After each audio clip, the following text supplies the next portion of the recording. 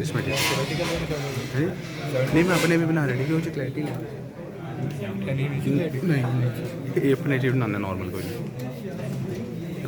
Compress कर लें। तो ये तो कंप्लीट हो गया था एक यहाँ तक। तो सबसे पहले हम बैकएंड रन कर लेते हैं। बैकएंड बता दिया था, यहाँ पे कमांड प्रॉम्प्ट क्या लिखोगे, cd सर्वर npm स्टार्ट। ये बैकएंड रन हो गया। फिर दूसरा कमांड प्रॉम्प्ट क्या लिखेंगे, cd client npm start.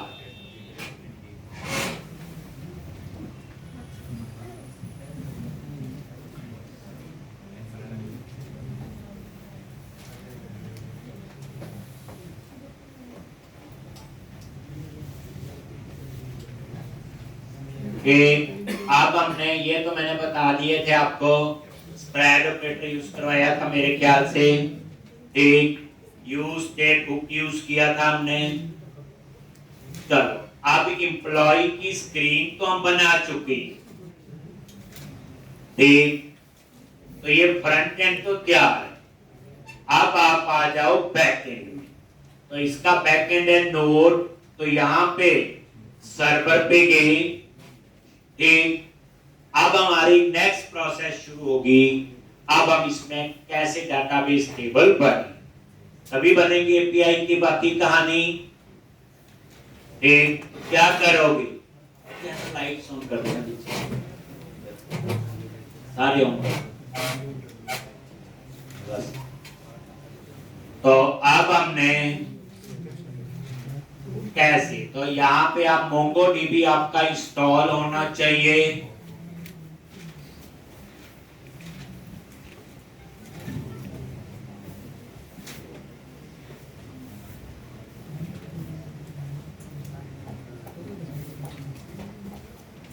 MongoDB install.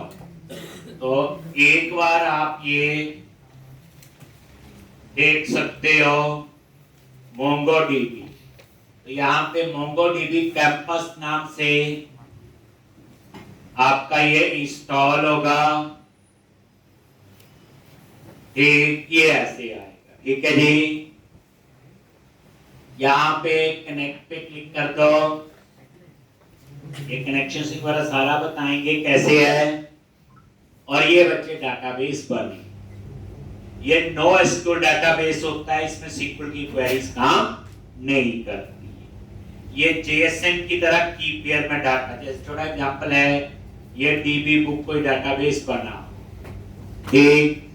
ये देखो, और इसके अंदर दो टेबल है। तो यहाँ पे कलेक्शन यूनिवर्सिटीज, इसमें दो रिकॉर्ड, डॉक्यूमेंट बोलते हैं। दो रिकॉर्ड को क्या कह रहे हैं, ये डॉक्यूमेंट, और ये साइज वगैरह है। जैसे आपने इस पे क्लिक किया, ये आ गया। और यहाँ अंडरस्कोर आईडी जो है, ये कॉलम है बच्चे जो अपने आप ही बनता है, और ये यूनिक होगा, और ये आईडी अपने आप जनरेट होता है, कभी डुप्लीकेट नहीं होता। उसके अलावा जैसे नेम है, इमेज, एड्रेस, जो मर्जी आप लोग, पर कुछ इस तरह से डाटा आता है जैसे JSON में की गया, ऐसे आए। इस तरह उस तरह से नजर नहीं आएगा जो नॉर्मल टेबल में आपने SQL सर्वर में देखा। तो आज हम ये क्लोज करते हैं, जब यूज करेंगे तब बताएं।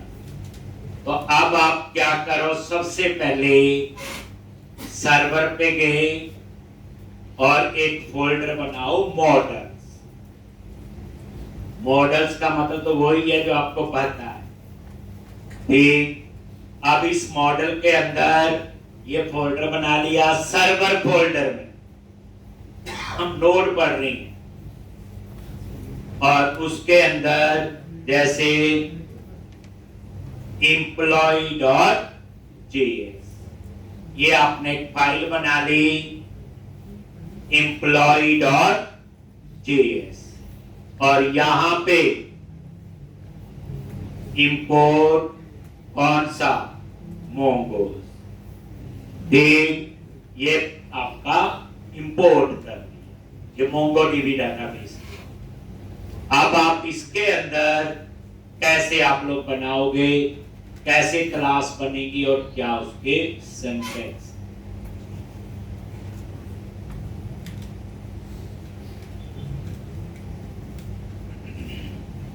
एक तो सबसे पहले हम यहाँ पे कॉन्स्ट जिसे आप कहते हैं, और एम्प्लॉई स्कीमा।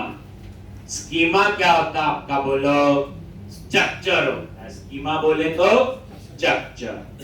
ठीक, अब इस एम्प्लॉई स्कीमा में क्या क्या होगा, तो न्यू मोंगोज डॉट स्कीमा, और इसके अंदर आप अपनी सारे मेंबर डिफाइन करो। पहली बात है, आईडी आपको यहां देने की जरूरत नहीं है, क्योंकि आईडी खुद जनरेट होता है जिसका नाम है अंडरस्कोर आईडी। तो यहां पे क्या देंगे, एम्प्लॉय का नेम आ गया। कैसे देते हैं, नेम, फिर हम उसकी देंगे टाइप, और टाइप दे दी क्या, स्ट्रिंग, और इसको खाली नहीं छोड़ सकते, तो रिक्वायर कर दिया क्या, ट्रू। एक तो कॉमा देके दूसरा आपने लिख लिया एड्रेस, और यहां पे टाइप स्ट्रिंग required true।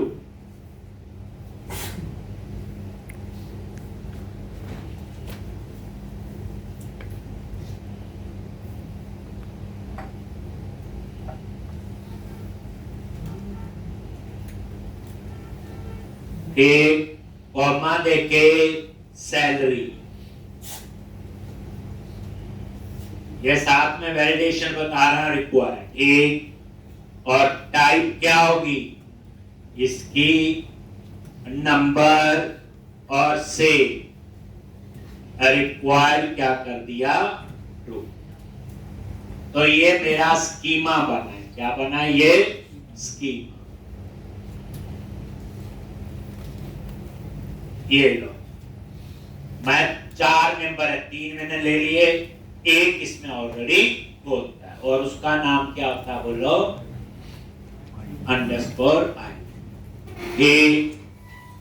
अगर आप चाहते हो इसमें एक और लेना है, कब ये बना था, या अपडेट, क्रिएटेड एट और अपडेटेड एट, जो हमने प्रोजेक्ट में नहीं किया कभी यूज, लेना चाहे ले सकते हैं। एम्प्लॉय का डाटा कब क्रिएट हुआ था या कब अपडेट होता था, कई बार लास्ट कब था, तो उसके लिए ये जो करली ब्रैकेट है इसके बाहर आ जाओ, और इसके लिए होता टाइम स्टैम्प ट्रू। ये क्या करेगा, इसमें आपके 2 कॉलम एक्स्ट्रा ले लेगा, एक का नाम होगा क्रिएटेड एट और एक का नाम होगा अपडेटेड एट। डाटा टाइप उनकी डेट हो, डेट टाइम, ये लग लेना होता है। ये 2 कॉलम अपने आप लेगा, अपने आप मैनेज करेगा, हमें कुछ नहीं करना। हाँ, कल को देखना हो टेबल में तो क्रिएटेड एट से पता चल जाएगा इस एम्प्लॉय का डेटा कब क्रिएट हुआ था और लास्ट अपडेट कब हुआ।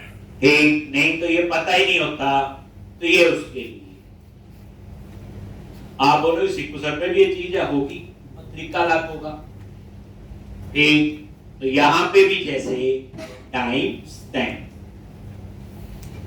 तो अब आपका क्या बना, ये स्कीमा बना, ये टेबल नहीं, स्ट्रक्चर बोलते हैं। टेबल तो अभी बनना है। अब हम बनाएंगे यहां मॉडल। क्या बनाएंगे, मॉडल। कैसे, कॉन्स्ट एम्प्लॉई मॉडल, और यहां पे mongoose डॉट मॉडल, और मॉडल का नाम क्या रखेंगे, मॉडल बोले टेबल, ये होगा। इस नाम से ये टेबल बनेगा और इसका स्ट्रक्चर क्या होगा, एम्प्लॉय स्कीम, ये बनेगा table. Employee model, mongoose dot model, एक टेबल का नाम एम्प्लॉय और उसमें क्या मेंबर होंगे जो एम्प्लॉय स्कीमा में। एम्प्लॉय स्कीमा में अंडरस्कोर आईडी अपने आप लेगा, नेम, एड्रेस, सैलरी, क्रेडिट है, अपडेटेड है, टोटल 6 मेंबर इसमें होंगे। अब इसको है तो आखिरकार क्लास है, तो इसको बाहर एक्सेस करना है तो क्या लिखोगे, एक्सपोर्ट डिफॉल्ट एम्प्लॉय मॉडल। अगर ये नहीं लिखोगे तो टेबल तो बन जाएगा बट एक्सेस नहीं। तो ये एक्सपोर्ट डिफॉल्ट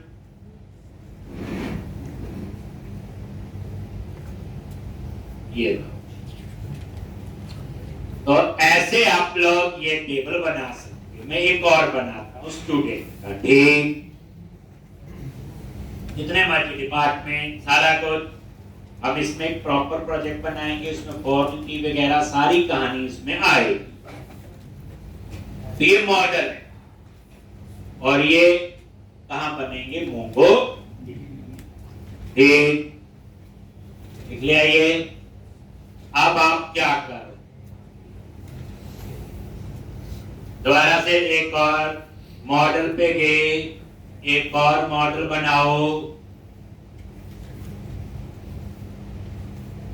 मॉडल फोल्डर पे गए, एक और इस नाम से स्टूडेंट डॉट जे,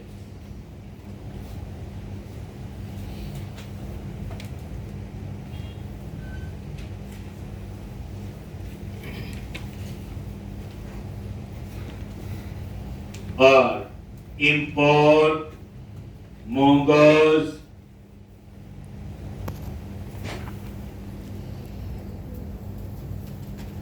और यहां पे क्या लिखेंगे, दोबारा से कॉस्ट। तो मॉडल, जैसे मॉडल में क्लास बनाते थे वही है, मॉडल फोल्डर बना। अब यहां पे इसका नाम रखेंगे स्टूडेंट स्कीमा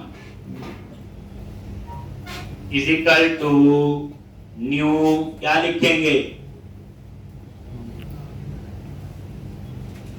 मोंगोज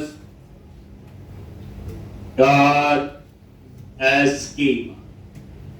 क्या क्या मेंबर लेने हैं, आईडी अपने आप लेगा, स्टूडेंट का नेम,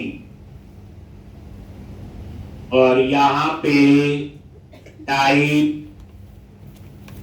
दे दी स्ट्रिंग, रिक्वायर्ड, और रिक्वायर्ड कर दिया ट्रू। तो ये एक। अब नेम के बाद स्टूडेंट का क्या चाहिए, एड्रेस, एड्रेस के बाद मान लो एज, टाइप दे दिया आपने नंबर, एज के बाद क्या चाहिए, ईमेल और से, और लास्ट में टाइम स्टैम्प ट्रू कर दो, क्रिएटेड एड और अपडेटेड एड ये ले।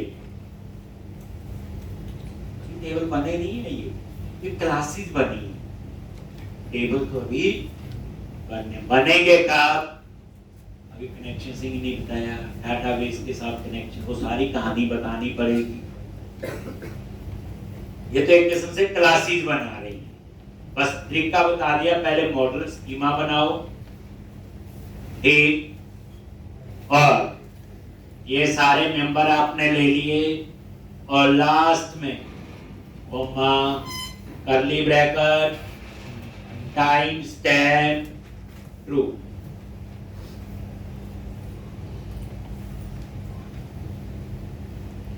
और यहां पे क्या आएगा,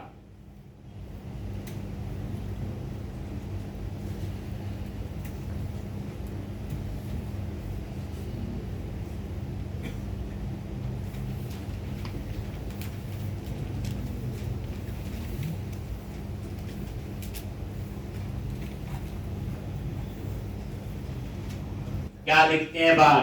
बोलो, अभी लिखा ही था, कॉन्स्ट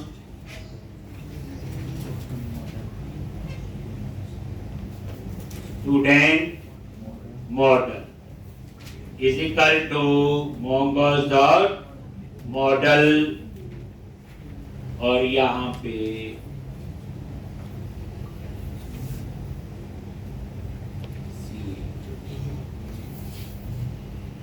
और मॉडल का नेम जो रखना चाहते स्टूडेंट दे दिया, और यहां पे स्टूडेंट स्कीमा और एक्सपोर्ट डिफॉल्ट स्टूडेंट मॉडल।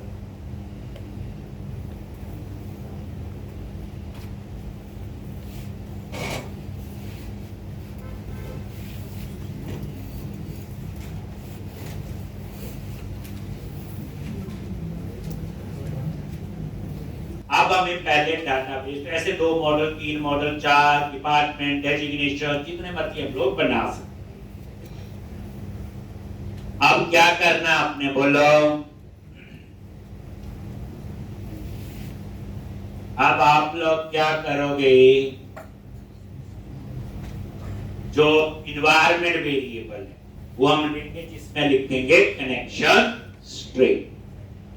क्या करोगे, ये लिख लिया, ये समझाने के लिए करवाया, जरूरत तो मुझे वैसे स्टूडेंट एम्प्लॉय बता दिया, तरीका फॉलो करो और सेम ये चले।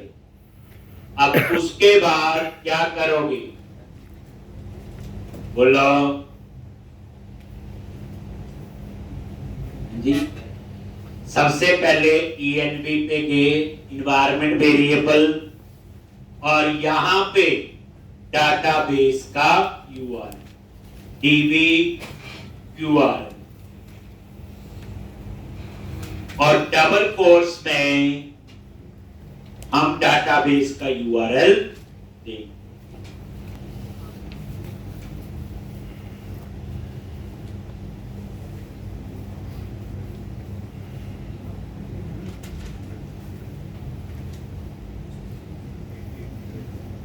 DB कैंपस ओपन करो,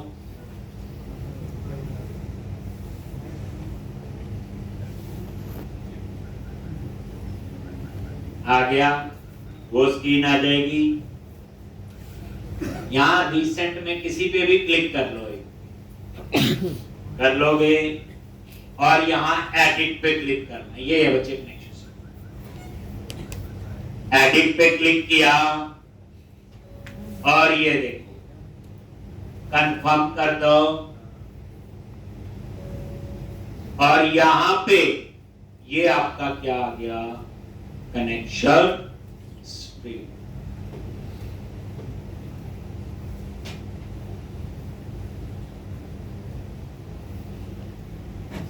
और ये डबल कोट्स में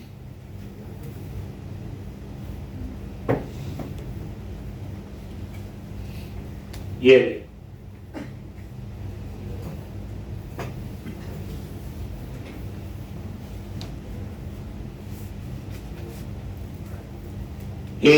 जो वहां तक कॉपी पेस्ट कर, कहां से, ये पूरा इसके अंदर।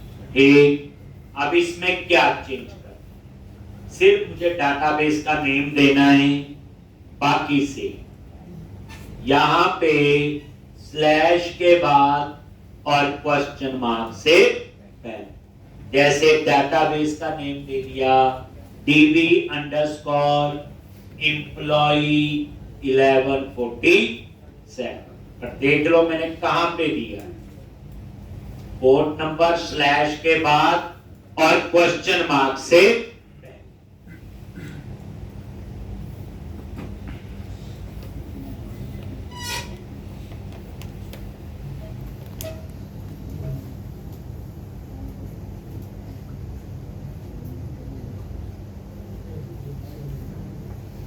इसके साथ कनेक्शन बना नहीं अभी, ये तो एक किस्म से कनेक्शन स्ट्रिंग, बस ये डबल कोट में, बाकी तो अपने आप आ जाएगा। ठीक, लो अब आप आ जाओ इसकी मेन फाइल है index.js और ये आपका अब डाटाबेस कनेक्ट है। नोड का सर्वर चल रहा है, क्या लिखते हो mongoose.connect और यहां पे mongoose.connect और यहां पे URL तो क्या लिखते हैं process dot env dot db underscore URL तो ये आपका आ गया URL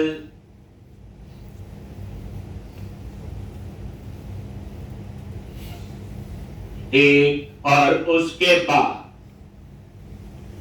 ये है यहां भी ऐसे लिखा हुआ env.o डॉट देन और देन उसके बाद आपने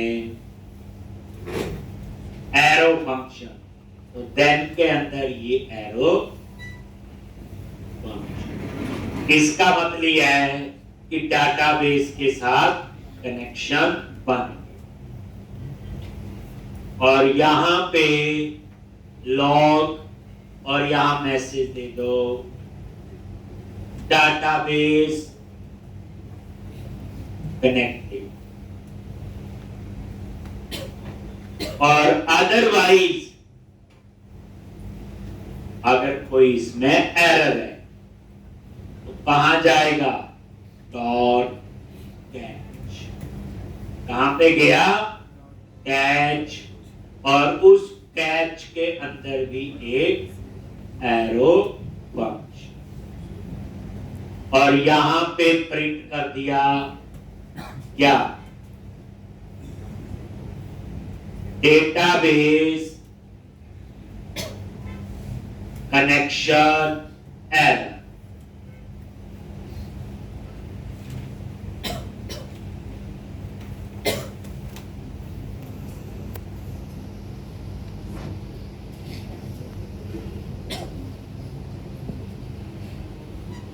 डाटाबेस कनेक्शन एरर तो ये 10 के बाद सक्सेस और कैच में एरर अगर वहां मैं लिखा आ गया डाटाबेस कनेक्टेड तो इसका मतलब ये कनेक्शन से बन गया लेकिन डाटाबेस अभी भी नहीं बना मॉडल कहां यूज हुए कहीं तो यूज नहीं हुए एक कब बनेगा बता बस डाटाबेस कनेक्ट हो गया दिखा देखो mongoose.connect कैसे पता चलता है ये देखो ये नीचे टर्मिनल में गई और जो बैकएंड है ये देखो ये आ रहा है सर्वर रनिंग एट पोर्ट और डाटाबेस कनेक्ट कोई एरर नहीं आई ये डाटाबेस कनेक्ट सैटरडे को टेस्ट होगा और नेक्स्ट वीक से फिर और कंपनीज के इंटरव्यू भी शुरू mongoose.connect डाटाबेस कनेक्टेड और ये डाटाबेस कनेक्शन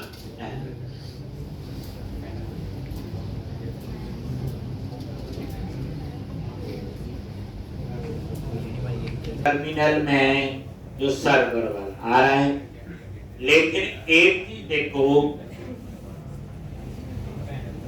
पहले डाटाबेस कनेक्ट हो फिर नोड का सर्वर नहीं तो क्या फायदा उसका अगर डाटाबेस कनेक्शन में एरर है नोड का सर्वर स्टार्ट है वो इससे app.list कोई फायदा नहीं तो ज्यादातर हम क्या करते हैं पहले डाटाबेस कनेक्ट करते हैं उसके बाद इसको कट करके हम यहां लिख देते हैं जो सही अप्रोच होगा ठीक इससे क्या होगा पहले डाटाबेस कनेक्ट होगा और फिर नोड अगर वैसे नोड को पहले कर लो इसको उसमें कोई वो नहीं बट लॉजिकली आप सोचो जब डाटाबेस में प्रॉब्लम आ गई तो सर्वर को स्टार्ट करने का क्या फायदा अब आप देखो थोड़े मैसेज ऊपर नीचे हुए होंगे, ये देखो अब पहले आ गया डाटाबेस कनेक्टेड और फिर आ गया सर्वर रनिंग एट होम।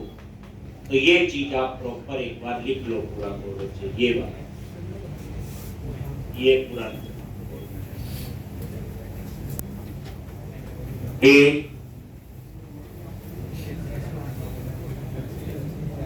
की तरह ही यूज हो।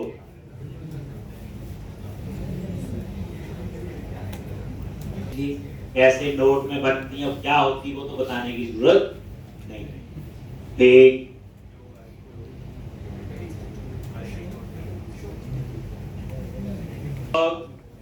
नेक्स्ट स्टेप, अब हम आगे सर्वर पे ही सारा काम हो रहा है, सर्वर फोल्डर और यहां पे एक सर्वर पे जाके फोल्डर बनाओ कंट्रोलर। ये कंट्रोलर वो नहीं है एमबीसी पर, ये कंट्रोल करने वाला है। अब यहां पे एम्प्लॉय मॉडल का सारा सेव अपडेट का कोड लिखेंगे, बस ऐसे समझ। इसी कंट्रोलर के अंदर फिर हम लोग स्टूडेंट वाला भी लिख सकते हैं। मान लो 100 मॉडल बने तो हर एक का सेव अपडेट का कोड लिखना है, तो कहां लिखेंगे?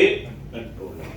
कंट्रोलर के अंदर गए और वहां पे employee.js, पहली बात कन्वेंशन, मॉडल का नाम भी employee.js, कंट्रोलर में भी employee.js। उसका फायदा क्या हुआ?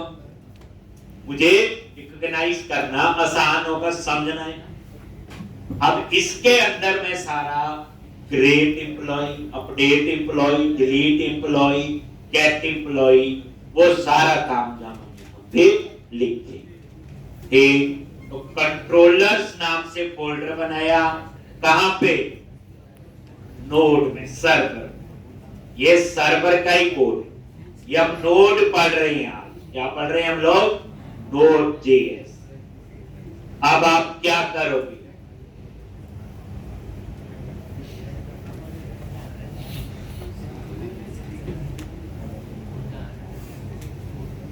तो क्या उसके रूल हैं?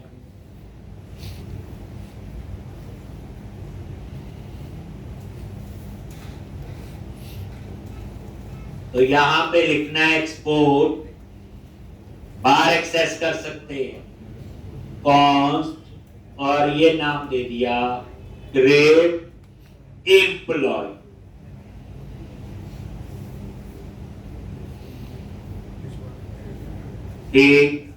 ग्रेड एम्प्लॉय, और यहां पे एक बार बच्चे पूरा बनाने देना फिर लिखना, और ये आपका यहां पे इसके बीच में लिखोगे रिक्वेस्ट और रिस्पॉन्स। नीचे अवेट लिखना है तो यहां पे सिंपली, फिर यहां पे ट्राई कैच, ये ब्लॉक बन, पता ही है ट्राई का कोड चलेगा, ट्राई में एरर आएगी तो कैच। तो ये रिक्वेस्ट और रिस्पॉन्स, ये दो चीजें, एक रिक्वेस्ट है और एक रिस्पॉन्स।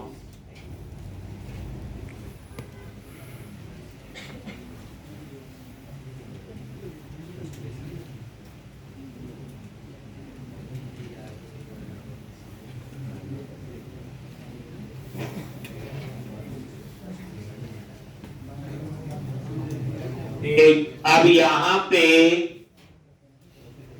क्या करना है आपने?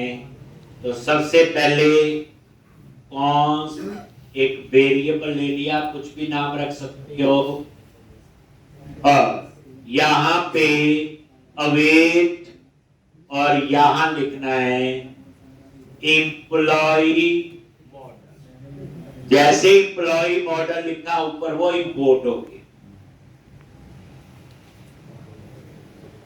ये देखो, तो जब ये इंपोर्ट हुआ और ये उसकी फाइल का नाम है, तो यहाँ डॉट जेएस खुद लगाना है, आता नहीं है, नहीं तो ये बाद में एरर देगा। और employee model dot create, employee model dot create, और इसके अंदर इसको आप अपने इसमें कहते हो इंसर्ट सेव, और इसके अंदर कर्ली ब्रैकेट में आप लोग आ जाओ,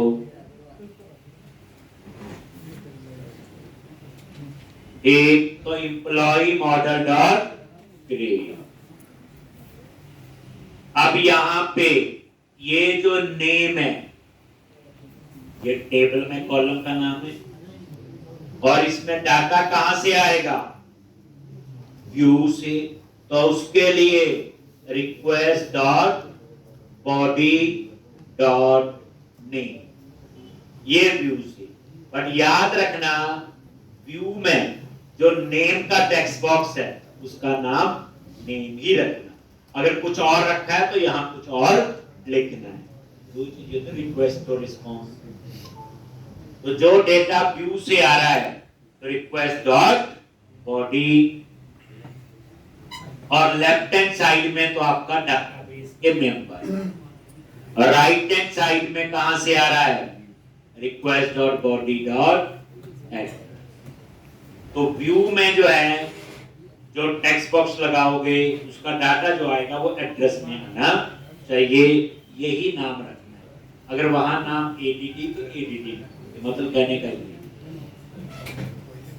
तीसरा क्या है, सैलरी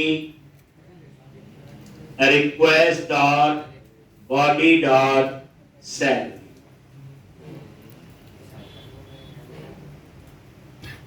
तीन चीजें पास करें।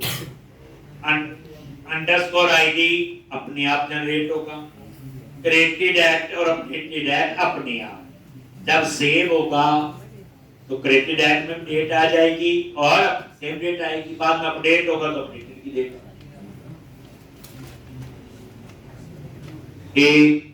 अब यहां पे एम्प डेटा,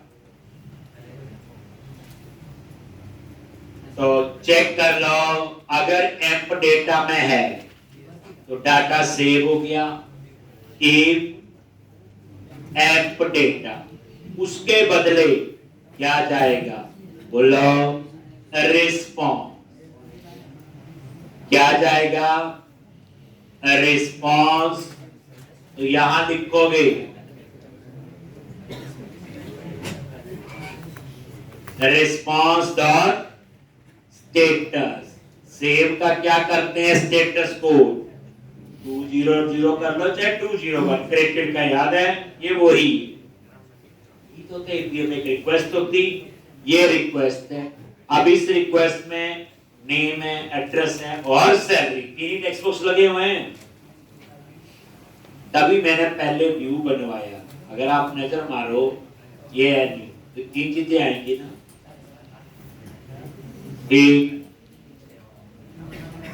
ये उसके बदले में रिस्पांस, अगर एप डेटा में है तो सेव हो गया, और यहां पे क्या भेजना है, साथ में आप यहां मैसेज भेज, क्या भेज दो, मैसेज।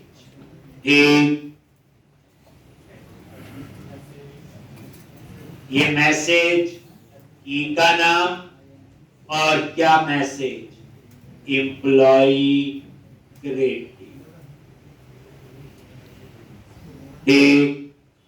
अगर है, अगर इसमें नहीं है तो फिर एल्स में गए तो रिस्पांस डॉट स्टेटस क्या होगा, 404, कोई एरर है, सेंड, और यहां पे मैसेज और लिख दिया enable to create employee, enable to create employee।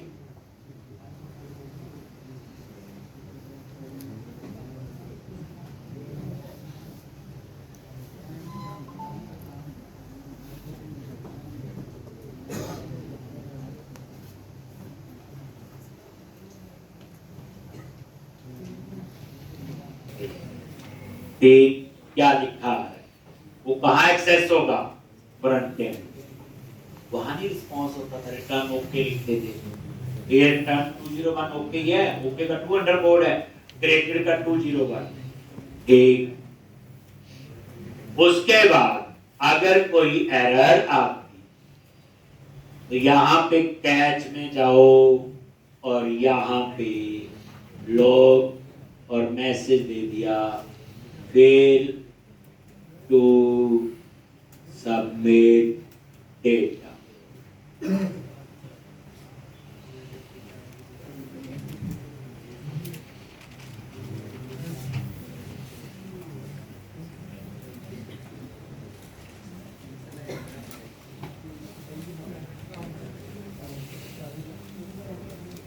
से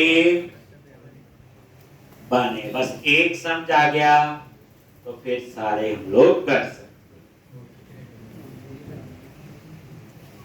ये हम लोग प्रॉपर स्ट्रक्चर बना रहे हैं, ये मॉडल बना, कंट्रोलर, नहीं तो ये सारा कोड एक जगह लिखते हैं index.js, लेकिन वही बात है program.cs एक फाइल में सारा कोड लिख लेंगे तो कितना कोड लिख पाएंगे।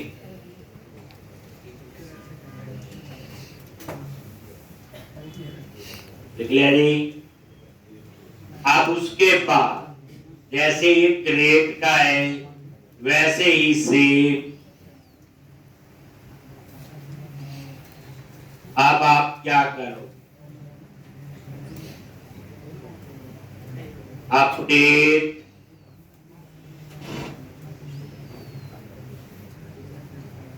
एम्प्लॉय, नाम चेंज कर दिया और यहां पे चेंज करेंगे update find by ID and update, और यहां पे ये करली ब्रैकेट लगा ली, आपने पूरा लिखना और क्या पास करेंगे, तो टेबल में नाम है अंडरस्कोर आईडी, और ये अंडरस्कोर आईडी कहां से, बॉडी से, अगर वहां पे क्या नाम देखते हैं ये कहां से आएगा, व्यू से, अगर वहां नाम आईडी है तो आईडी अंडरस्कोर है जो भी होगा, लेकिन लेफ्ट हैंड साइड टेबल में जो आईडी वाला कॉलम है उसका अंडरस्कोर आईडी, ठीक।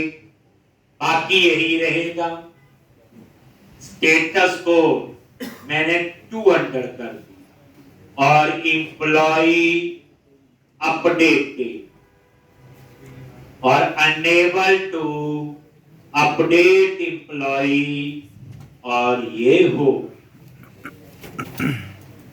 आप ये पूरा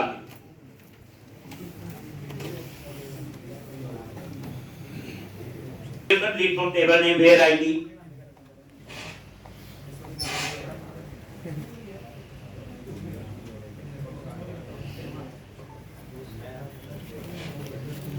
और डिलीट के बाद कौन सा, डिस्प्ले, लेकिन अभी एपीआई की वजह से कंट्रोलर फोल्डर, एपीआई की पहचान होती गेट पुट पोस्ट, जब तक वो नहीं लिखे ये सिंपल मेथड है और कुछ नहीं है हमारे। एक्सपोर्ट कॉन्स का मतलब है इसको बार एक्सेस कर सकते हैं, एक्सपोर्ट हटा दो बन जाएगा लेकिन एक्सेस नहीं होगा। अभी आपका डाटाबेस नहीं बना हो, कब बनेगा, जब कॉल करे, अभी कॉल नहीं किया, अभी तो बना रहे।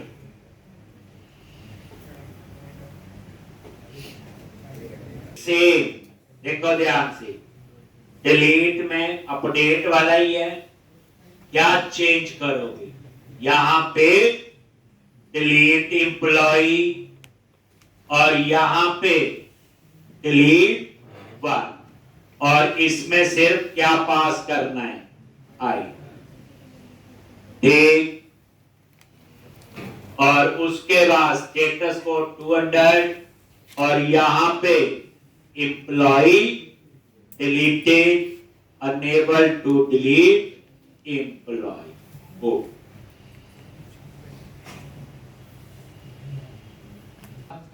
Gate employee. कैसे? एक्सपोर्ट कॉन्स्ट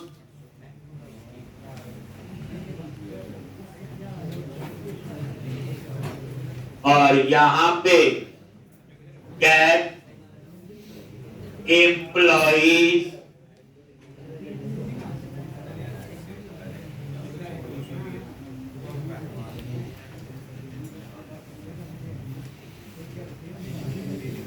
आज मुझे सारा दिखाना है।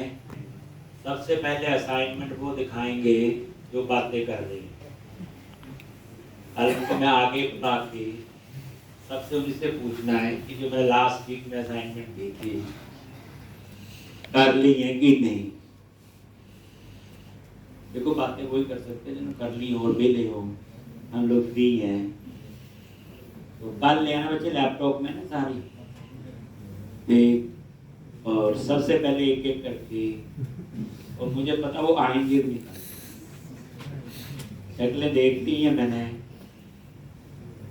राजी गेट एम्प्लॉइज आर सेइंग और यहाँ पे रिक्वेस्ट ये हम लिख लेते हैं। ये रिस्पॉन्स और ट्राई कैच। कितना इजी सा तरीका है। ना आती हो तो पता नहीं चीजें कितनी मुश्किल कितनी जल्दी आपके इसमें रिज्यूमे में एक और चीज ऐड हो रही नोट में भी लिख ली। अभी देखना क्रिएट अपडेट साहब सब होगा। इन एपीआई को पोस्टमैन में टेस्ट करेंगे।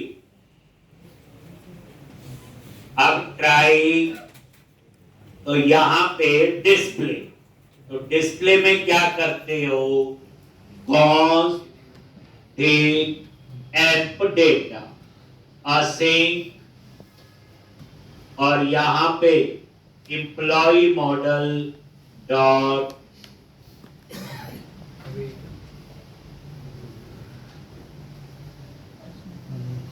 असिंक क्या था एम्प्लॉय मॉडल। अच्छा यहां await employee model dot find ये लो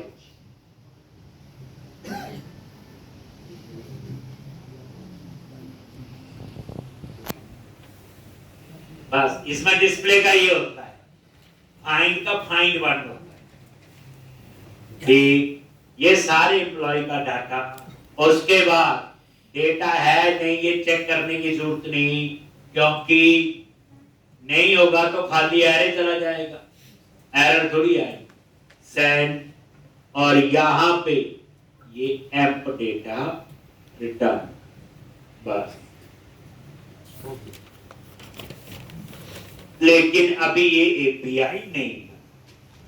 एपीआई बनाने का कोड तो हमें मेन फाइल जो है index.js में ही लिखा। तो अभी आपने आज ये सारा लिखोगे और कल हम ये एपीआई बनाएंगे और टेस्ट करेंगे। जब ये टेस्ट हो गया तो फिर हम चलेंगे फ्रंट एंड में रिएक्ट में इस एपीआई को कैसे कॉल करना। ठीक एक चीज पता चल गई। अब बैकएंड मैंने नोड में एपीआई बनाई। अब इसे रिएक्ट में कॉल मैं करूंगा एंगुलर में आपने खुद कॉल करना। तो इस तरह से ये था। ये प्रैक्टिस करके आओगे कल हम लोग इसमें आगे